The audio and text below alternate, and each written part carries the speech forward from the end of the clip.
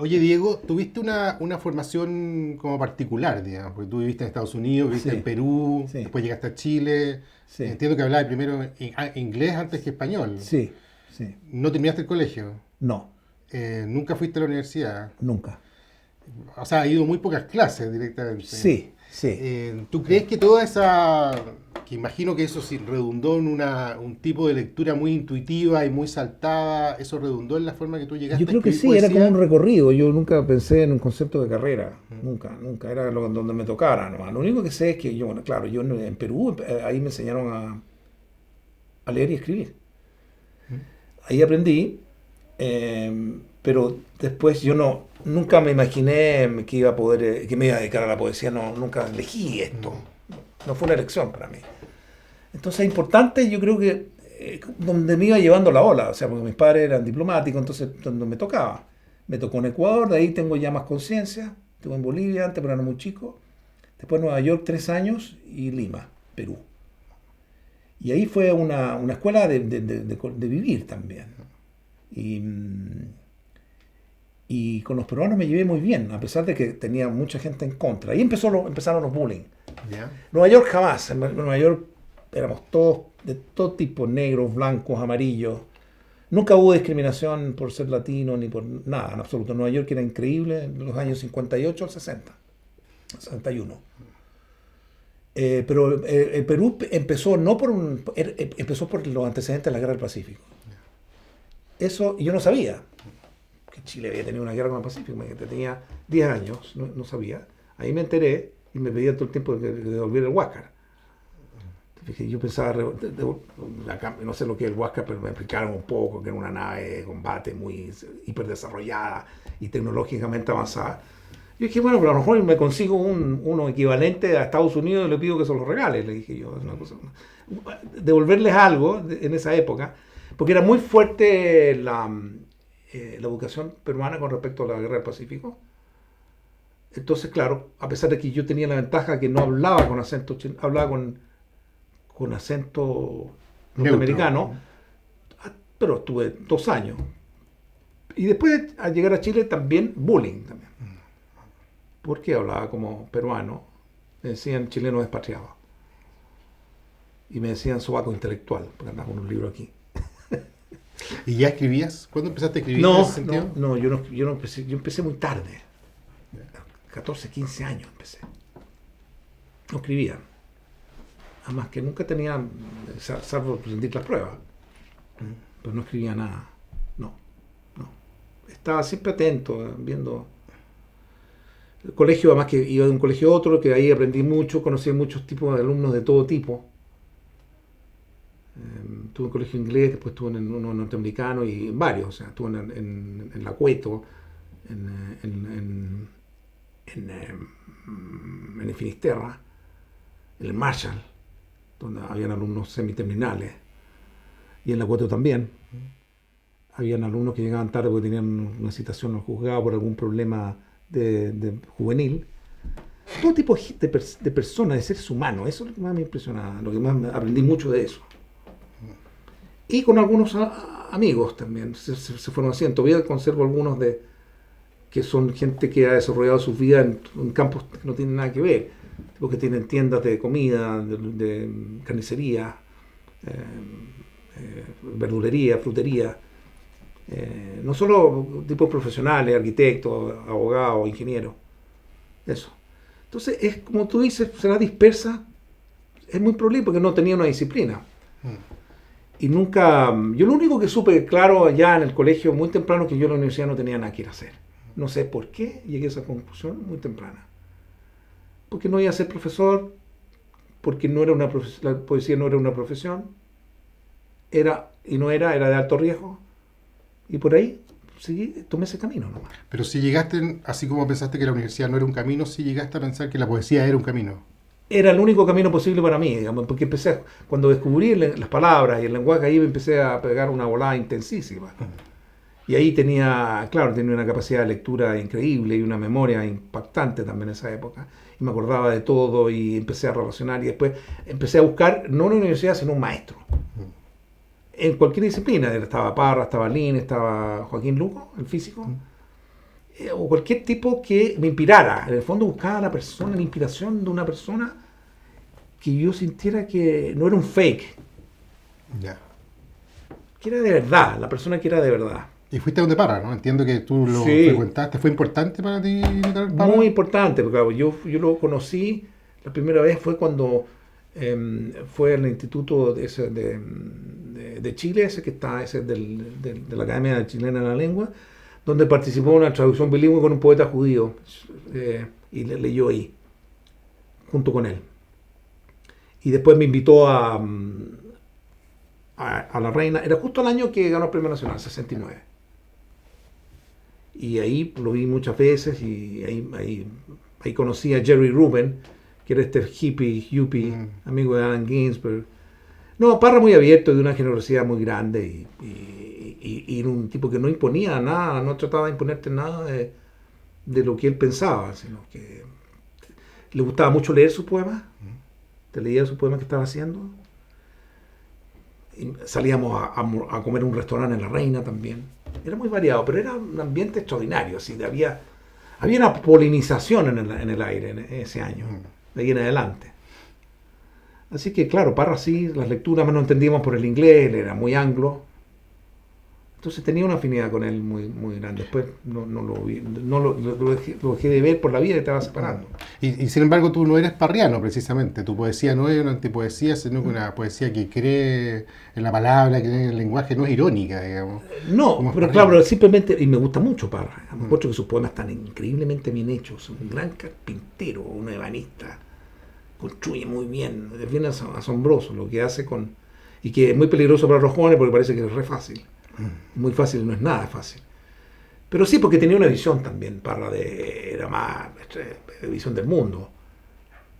El mundo histórico-cultural se metía mucho en eso, le importaba. Pero no era una persona que le interesara tener discípulos específicamente. No. En absoluto. Vivía en conflicto con la Sech en esa época, me acuerdo. Detestaba la Sech. No sé qué conflictos habría. Yo era muy joven y estaba muy ajeno y no sabía nada, entonces no me involucré nunca en ese tipo de conflictos, tampoco. Nunca te involucraste en la escena literaria, precisamente. No, nunca. Siempre huiste, incluso. Sí, yo me asomaba, pero nunca entré al ruedo. Porque la verdad es que mi actitud era más importante que mi vocación. Si es que tengo alguna vocación. Pues primero tenía un defecto muy grande, que yo carecía totalmente de ambición. En el sentido que tenía meta. En ese sentido, ambición se trabaja en función de algo que se ve. La única ambición o aspiración o anhelo era de terminar bien un poema que yo veía que se podía hacer. Pero yo no me consideraba un poeta o un poeta de la puta madre, sino en el fondo me consideraba hasta hoy un poeta por las puras huevas. Por las puras huevas. ¿Qué significan esas puras huevas? Eso significa 1000 años de tristeza, bueno, 1000 años de desencanto, bueno, de incredulidad y de no tomarme nada demasiado en serio. Y sin embargo, hay publicado libros, Sí. entre el 75 y el 77 publicaste Sí, Upsilon, Bombardo, sí, eso que de son todas maneras, piezas... porque esa es la parte de amor al objeto, como un artesano. Ya. Y me he preocupado siempre de yo me meto en mis portadas, registro por tipografía, o sea, en el producto, que era el libro, para mí era muy importante.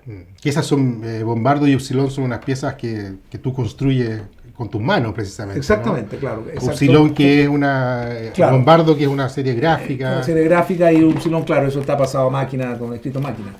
Pero me importaba mucho, porque esto yo lo iba a entregar a los demás. Ya. Entonces, a mí me importaba mucho, en la poesía tenía un grado de importancia mayor que una novela para mí, o que un ensayo. Era una cosa aparte. ¿Qué? Que era otra sustancia. O sea, aspiraba, ahora lo puedo formular un poco, que la poesía pudiera dar con una sustancia cuya escritura no formara parte de la literatura, que es el fósil. Me gustaba la sustancia, que es lo más intangible, que es como la física, que terminara cayendo en manos del agua, del fuego, o del aire, o de la tierra. Pero no en los fósiles de la literatura, porque tenía la sensación, y eso lo he corroborado, que la literatura ha abducido a la poesía y la tiene totalmente asfixiada. Entonces mucha gente puede producir mucha poesía, pero no hay verdadera vida y cuesta mucho descubrir, hay que ir con un detector de metales para descubrir quién todavía sigue respirando ahí. Tú me decías esto que puedes formularlo ahora, y yo estoy pensando que cuando publicaste estos libros, cuando tú empezaste a publicar, Sí. Bueno, estábamos en Chile en una situación muy oscura, en los 70, la dictadura había recién llegado. ¿Cómo era publicar unos libros en ese momento que tenían esta aspiración tan ideal y fuera de la realidad contingente, ¿no? claro? Bueno, yo estaba preocupado esencialmente de mi familia. Yo me casé a los 23, estaba casado, tenía ya 2 hijos. Eso para mí era lo importante. Y nunca me había interesado en ningún movimiento social. Yo era muy sensible a todo lo que pasaba en el mundo, pero después me di cuenta que yo no me podía hacer cargo de todos los sufrimientos de la humanidad. Yo quedé muy choqueado cuando me enteré de lo que había pasado en la Primera y la Segunda Guerra Mundial. Cuando leí una biografía de Einstein. Yo quedé ahí muy mal. Y como no estaba en la universidad, que es donde se producen los movimientos políticos, sociales y culturales, no tenía contacto. Entonces yo en el 75, además la poesía Upsilon, yo dije, yo no voy a pedir permiso, porque había que pedir permiso al Ministerio del Interior para ver si podías publicar. Esto era claro, la impresora no puso problema, porque esto no tiene sello editorial, nada, esto son todas autoediciones. Y yo decía, yo voy a correr el riesgo, ¿qué me puede pasar si yo además nadie lee y nadie entiende, tampoco. Entonces, si me llegaran a poner problemas, yo ya tenía un argumento que me lo había dado el propio Pinochet. Dijo que los chilenos somos indómitos, orgullosos y altivos. Entonces, si es así, yo soy chileno, entonces por lo tanto tengo derecho a ser orgulloso, indómito y altivo. Por lo tanto, no tengo que pedirle permiso al papá para publicar un par de versos que no le van a interesar a nadie. Ese era mi argumento. Yeah. Y así se hizo, y yo no tuve editor hasta mucho tiempo. El primer editor de verdad fue Candora en 2003. Claro. Sí. Además, como publicaba un libro cada 10 años, no importaba mucho. De hecho, desde Upsilon hasta la edición más o menos definitiva de La Tirana, pasan 10 años. Claro, porque La Tirana tiene una plaquette. Tiene una plaquette previa. Es del 79 y el libro sale en el 83. A mí me gustaban mucho las plaquettes. Plaquettes, 10 poemas, 8 poemas, 6, 7 poemas. Todavía estás haciendo plaquettes, de hecho. Todavía sigo haciendo plaquettes y cada vez veo más porque como me trato de alejar de la escritura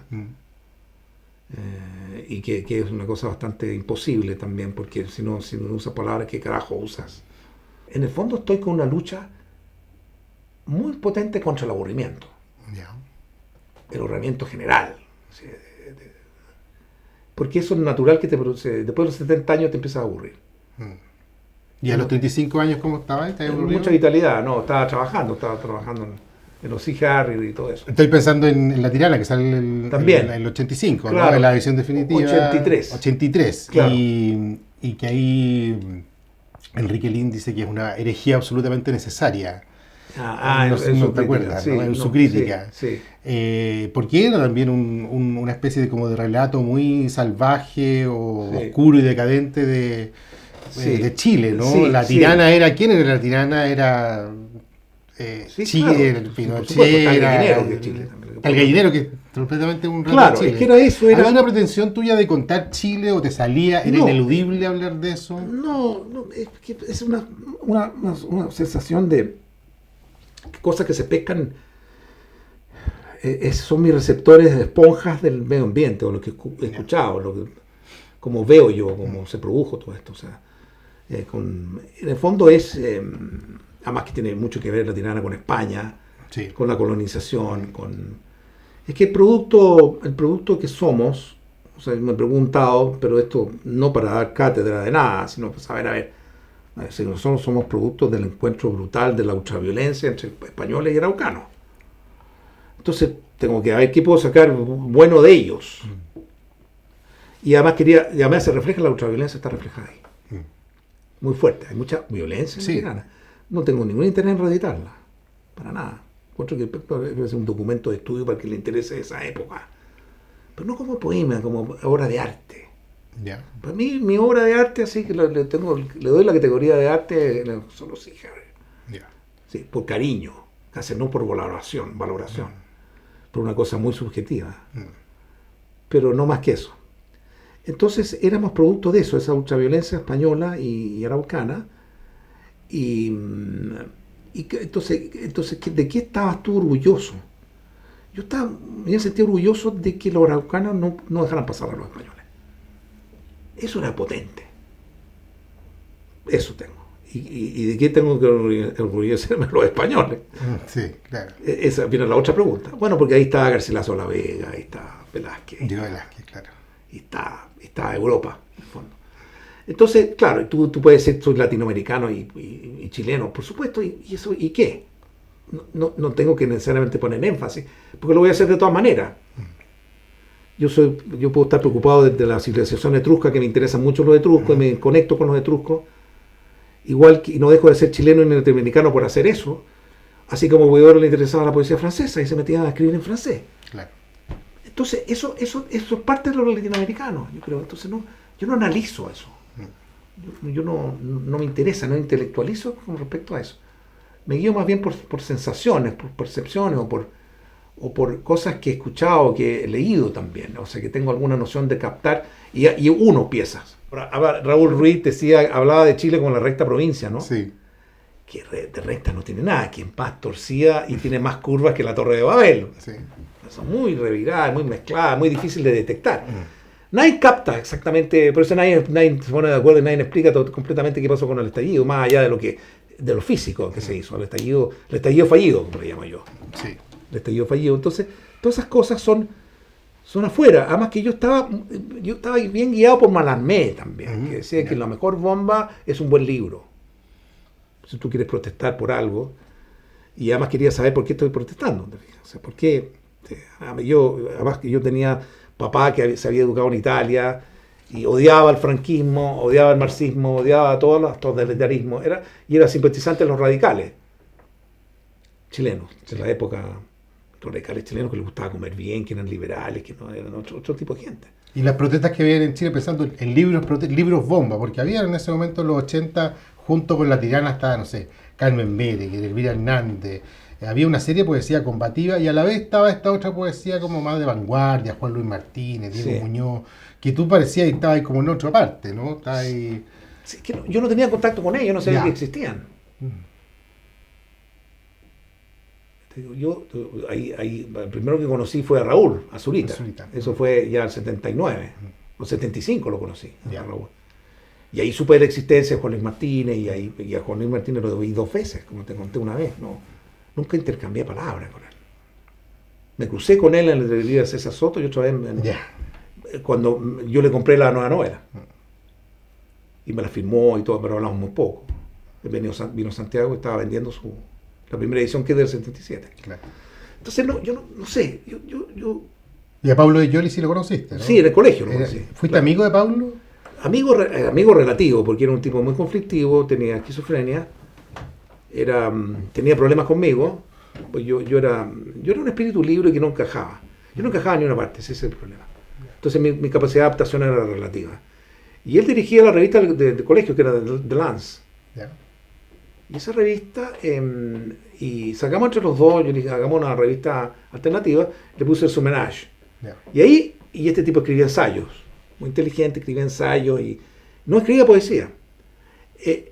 Al entrar en contacto conmigo, indirectamente se interesó por la poesía, pero no por mi poesía. Él se convirtió en poeta. O sea, yo fui como un catalizador.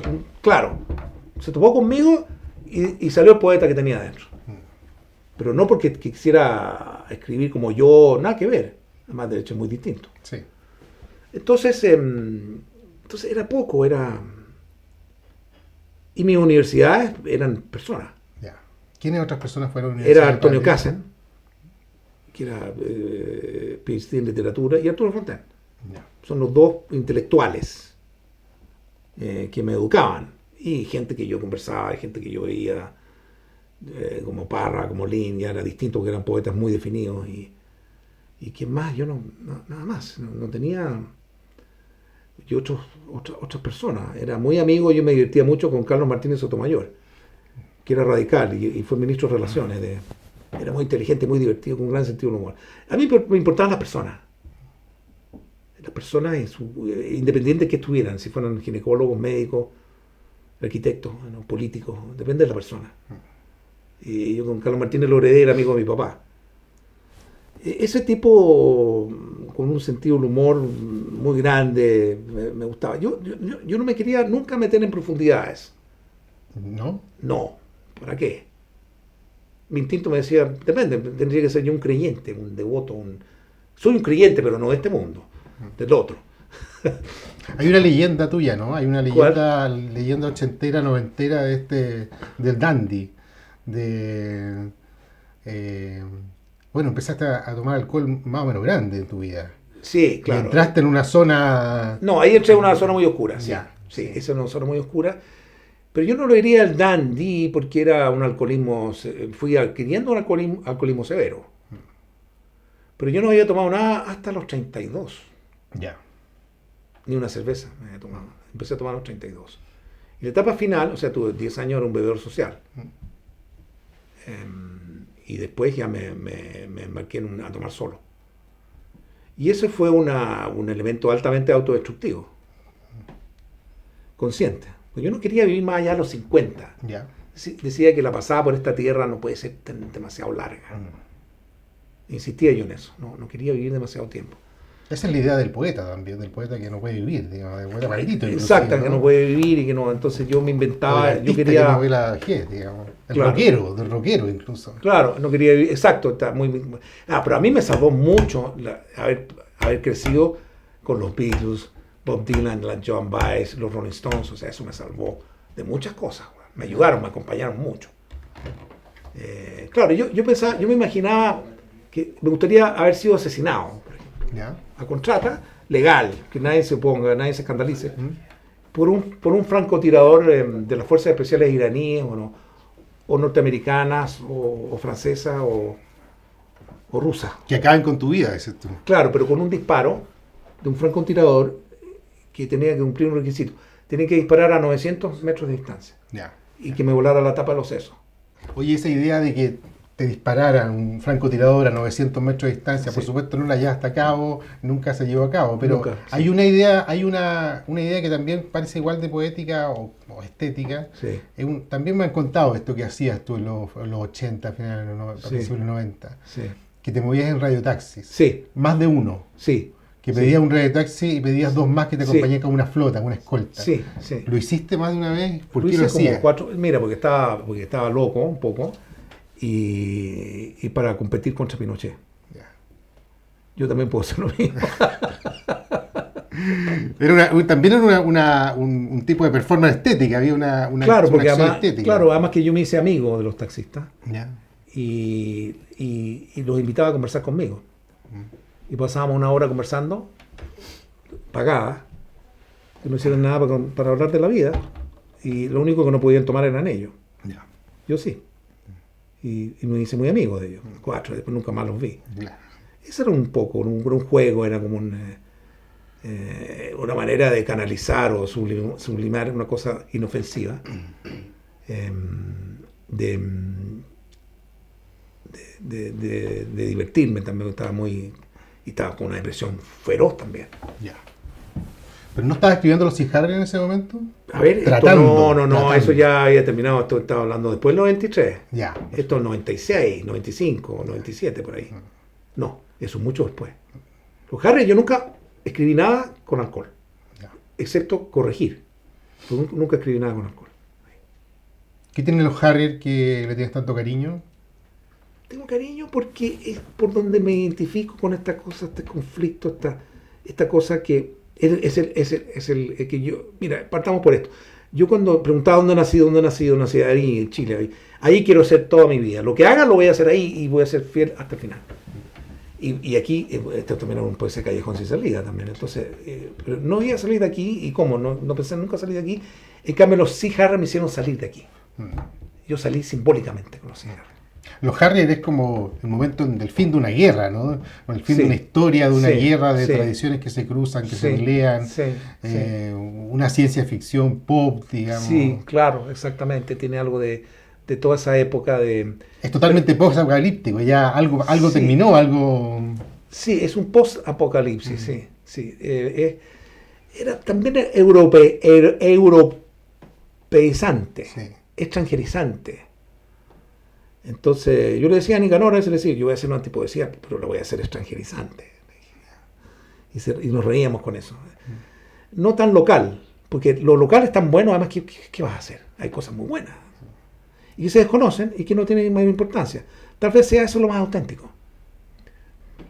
Es difícil. Bueno, yo digo, por eso a Chile yo le llamo la angustiatura. País que no tiene más de 200 kilómetros de ancho es muy angosto.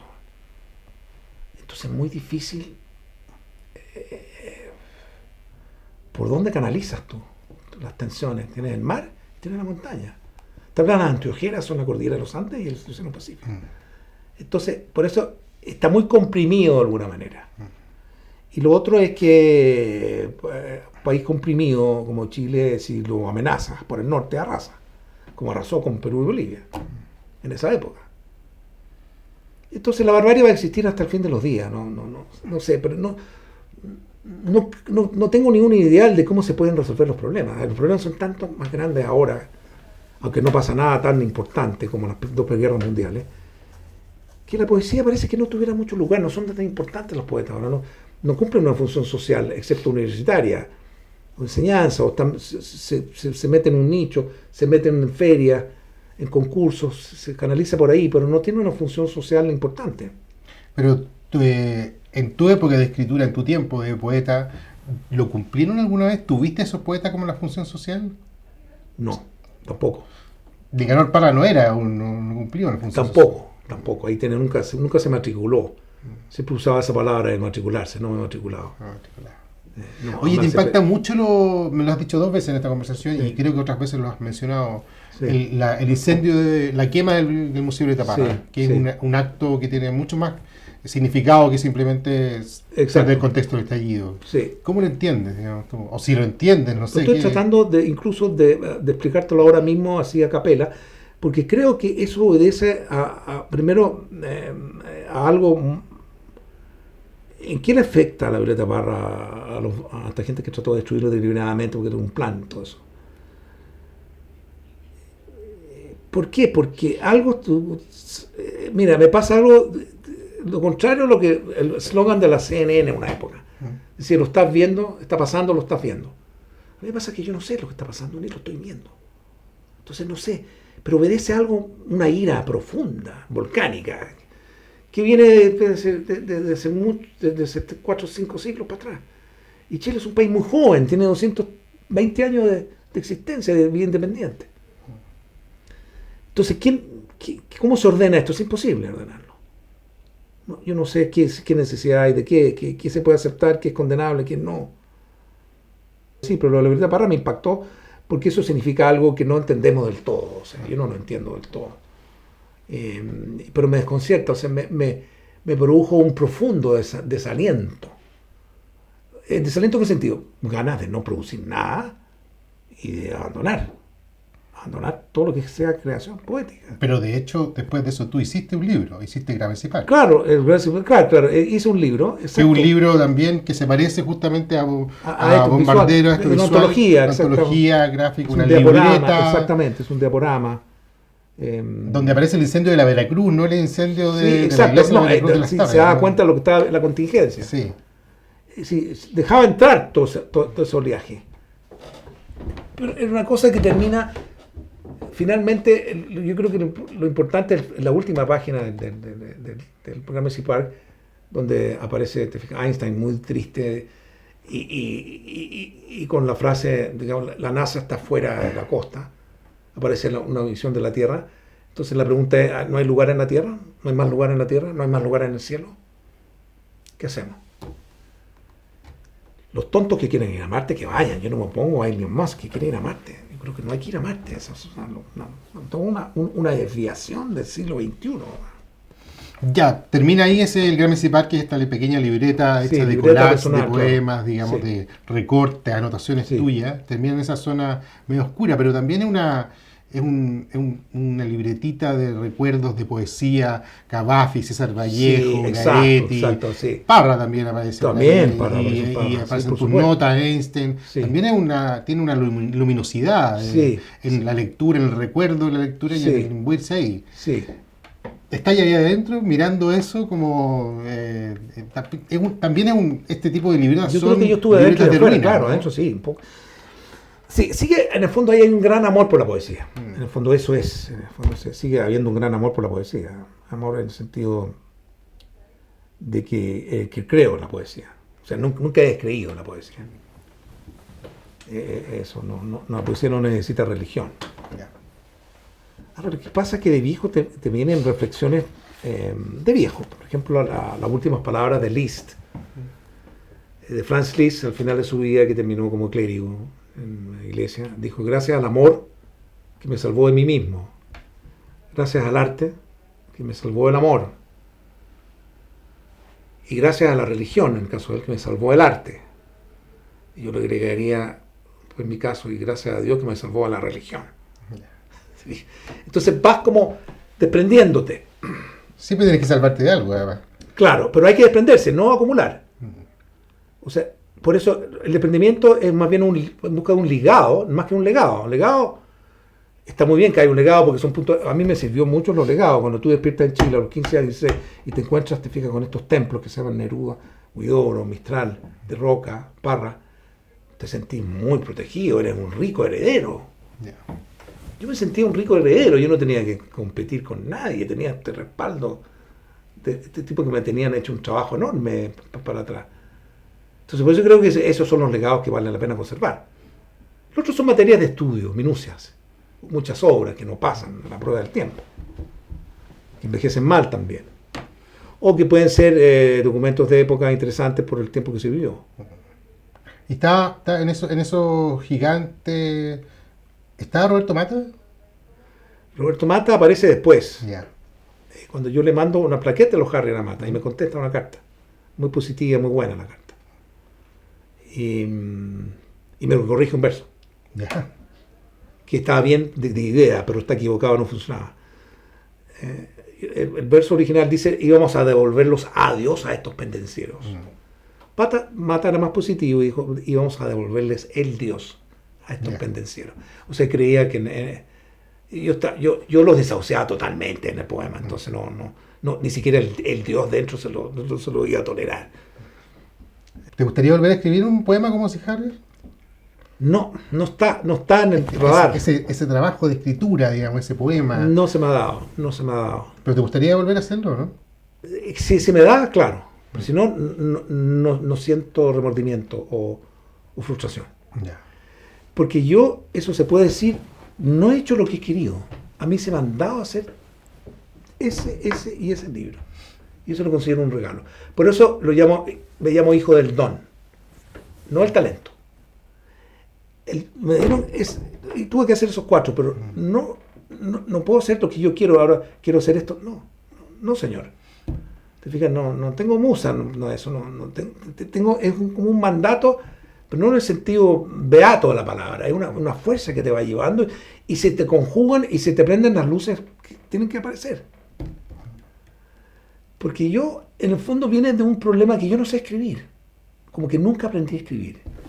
Y tal vez ahí aprendí a escribir un poco. En La Tirana, en claro, porque yo conozco los verdaderos escritores, he leído estos son escritores. Yo no, yo soy un tipo que esbozo, que balbuceo. Pero no un tipo que escribe, sabe escribir.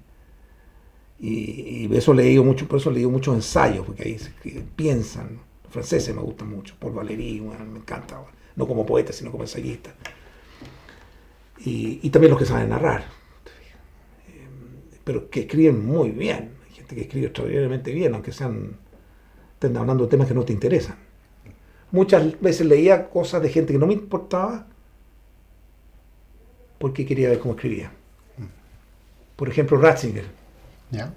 Perfecto. Que es un personaje de claro, Ratzinger está ahí. Claro, el otro que me gustaba leer era Kissinger. porque escribe maravillosamente bien. Libros sobre China me gustó mucho. Me gustó mucho su tesis doctoral. Las memorias también eran muy interesantes. Entonces, yo no sé, la poesía es como... Tendrían que escribirse tablillas. Tablillas. Yo no sé, ahora siento que es totalmente anacrónico escribir poesía.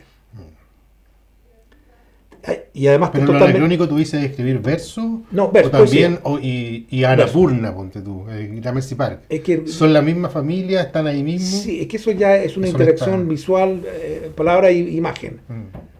Sobre todo la Annapurna que obedece a una estructura, que tiene una visión, que ahí sé lo que estoy haciendo. Y ahí el que me dio la pauta a cómo hacerlo era Stravinsky. Ya, este libro de 2013, ¿no?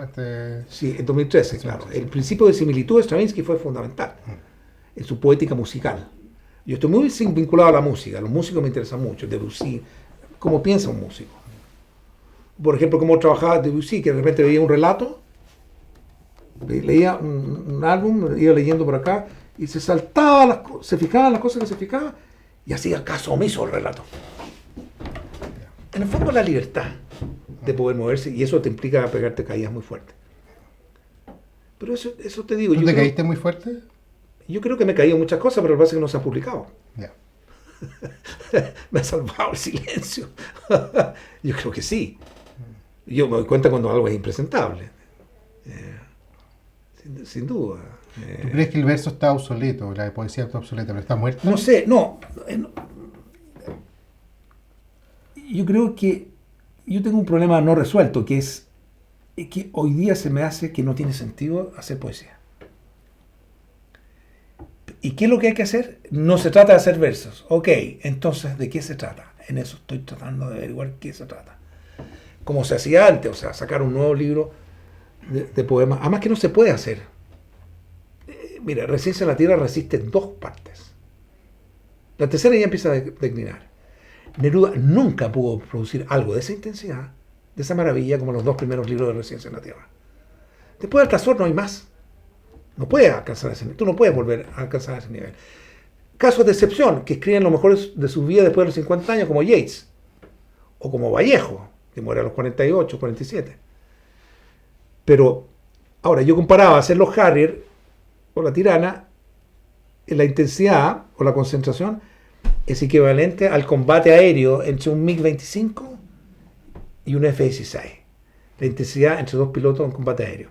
O de un partido de tenis entre el Río y Agassi.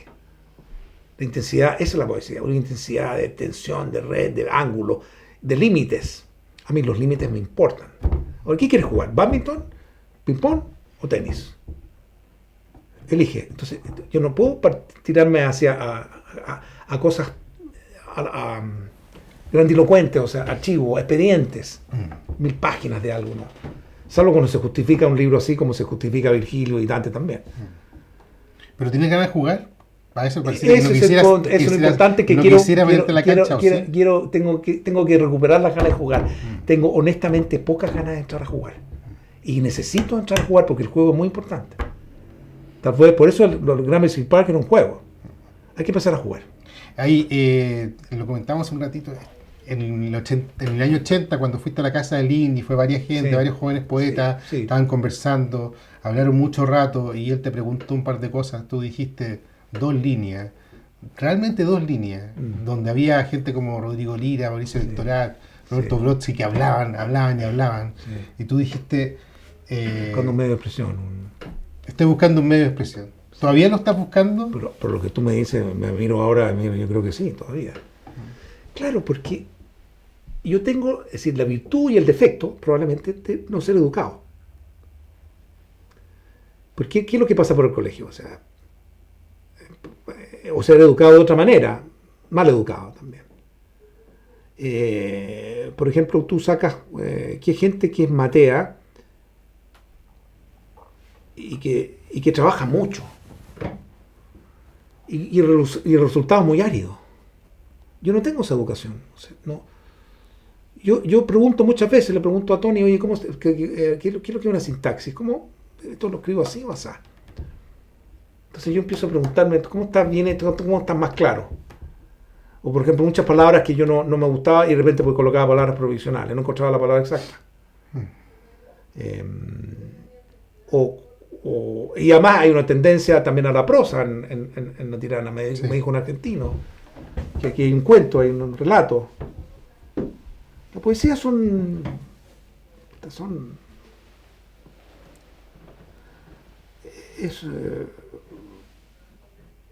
equilibrio, yo creo, un equilibrio, una visión desde un punto de vista único.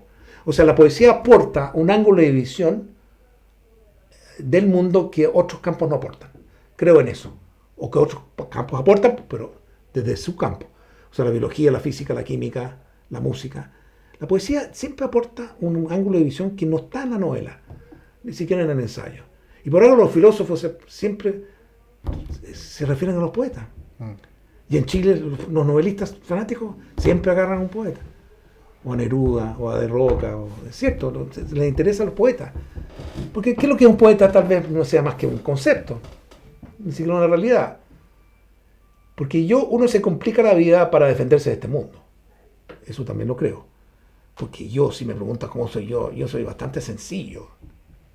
Persona bastante como de todo, no soy mañoso. No me fijo, no tengo esa neurosis tipo Uribe, que era brutal. Que haya agotado una conversación con Uribe. Con Parra jugabas, te fijas, con Borges jugabas conversando. No tengo esa rigidez de una postura. ¿Qué es una postura? Salta para el lado con tu postura. Importante, ¿cuál es tu actitud? Y además aprender, que me enseñen. Alguien que necesito que me enseñen que estoy equivocado. Y que no tengo razón. Entonces yo no me monto en el macho, no estoy tampoco seguro, así que dime tú. Yeah. Pero hay que sacarse la condición de poeta. O sea, el poeta no. Yo hablaba que yo me quería convertir en un poesi. Yeah. No tengo complejos con ser un poetizo. Ahora que las poetisas no existen, son poetas todas. Sí. Poetizo, ya, ok, ¿qué me importa? Poesía.